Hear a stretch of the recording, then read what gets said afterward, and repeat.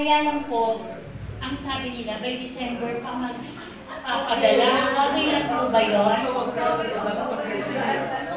Basta wag lang pong lalagpas na December because mahirap din ng t-shirt.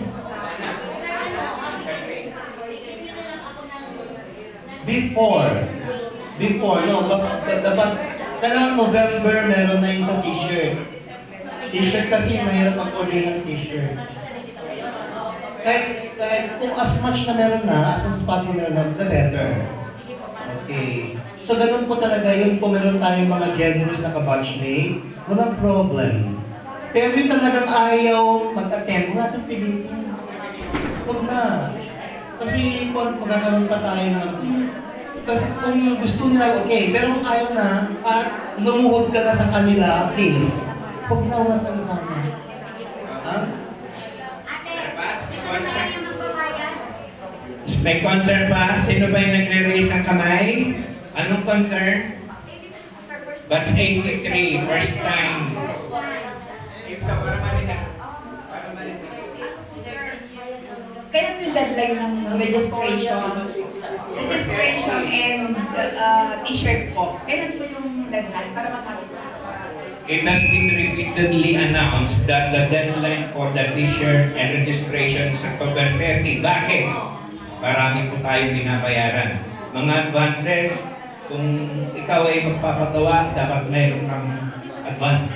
Yung t-shirt ko, abonado ko yun. Pag nagbigay ko sa akin, inabono ko kagad yun. Para lang gawin nila. Kung hindi ka magbigay ng abono, hindi nila gagawin. Sino niya? Ano ba yung abono natin? Yung pwede natin, sinigil na tayo, hindi pwede.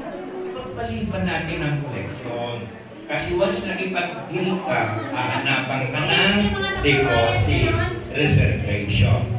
Ganun.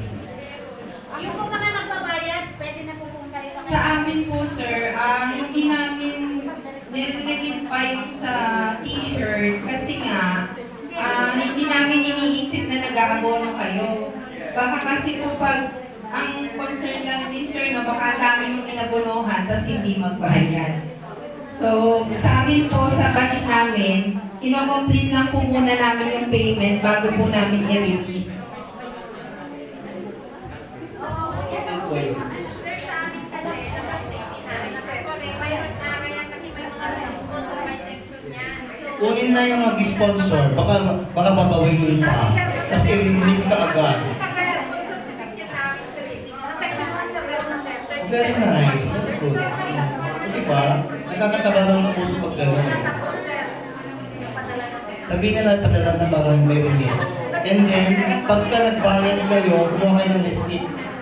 Pipicture na ninyo, hindi padala sa kanila para walang agam-agam. Kasi pera yan eh. Alam mo na pag pera pag-uusapan eh. So, kailangan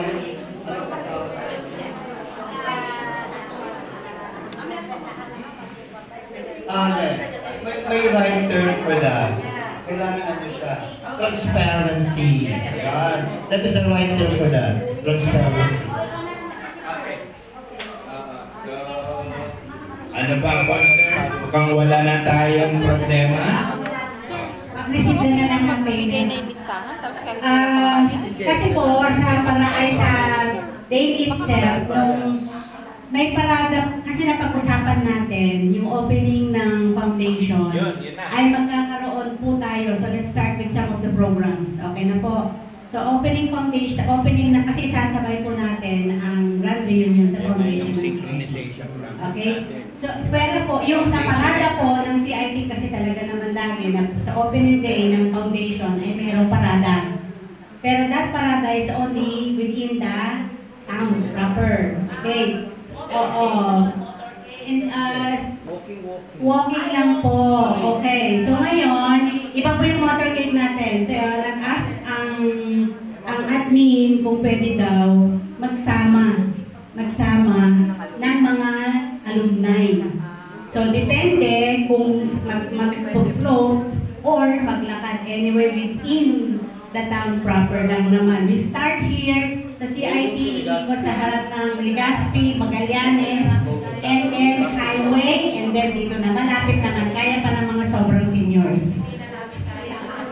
Kaya po ng mga sobrang seniors. Kasi may SS, may senior, pre-senior, and everything. So, kakayanin po natin yan. Then, sa parada po, sa motorcade, ay yung motorcade na yon. Kasi, so meron na pong present na rota si Mr. Benvenito de los Santos, yung president ng BAT 79. So, pwedeng pakisabi mo na lang, sir, medyo malayo. So, hindi pwedeng maglakad.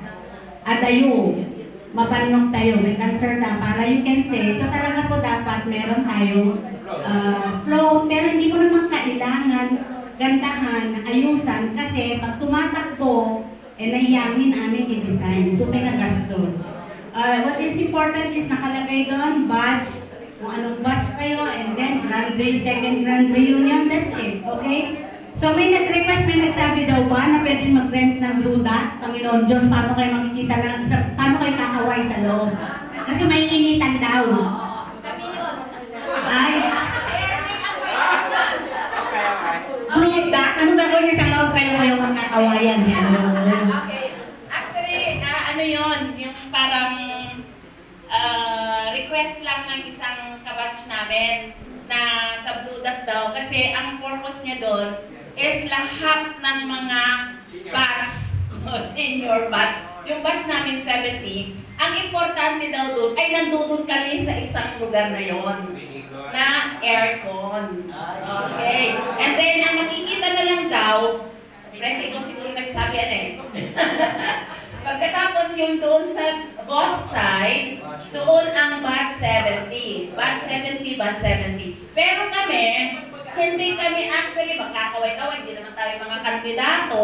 What is important ay mapagbigyan namin yung mga bats namin na talagang ang lalaki ng doll out or love gift sa bats namin na 1970. Mapagbigyan namin sila na kaming lahat nandun sa isang lugar lang na aircon kasi siyempre alam naman namin na matatanda na kami at nandun sila, nandun kami lahat na one. So ang nakikita na lang nila yung 170 nandoon pero Blue Dot daw. Ewan ko kung kaya namin. Hindi ko lang alam. Actually, sa mga seniors, 72 na sila eh. Pwede naman yun eh. Hindi naman natin inano yun, hindi naman sarado yun. Yung ikot natin ang magdi-discuss si Sir Ben. Ay present mo yung roadmap para alam nila. Pwede po tayo mag-aircon ba? Alam mo, magandang umaga po sa ating lahat. Ako pala si BNB sa batch player po ng 79. Mga batch namin So, i-discuss po natin yung magiging rota. Pakicheck na lang po dun sa ko. Pinasa ko ngayon yung rota. Baka makikita nyo ngayon. Yun yung magiging rota natin. So, dati po, orang last meeting ko, napag-usapan ko, ang magiging rota natin is dito lang po sa bayan. So, nag-propose po ako kay Sir Honorio, sa dami po natin na aaten ng alumni sa parada, mag-clock up po tayo dito sa bayan ng Taguig. True, So, ibig sabihin, yung in and out po ng mga sasakyan o yung mga taong papasok, traffic po. Traffic po tayo. At gagamit pa tayo ng flow. So, nag-suggest po ako na kung pwede ay lalabas tayo, kahit konti lang ang lalabasan natin, parte po dito sa Weste. Dahil hindi naman tayo pwede dito sa Este, dadaan tayo sa National Highway, mapuputol din po yung traffic. So, ang the best po, dito po tayo sa Este.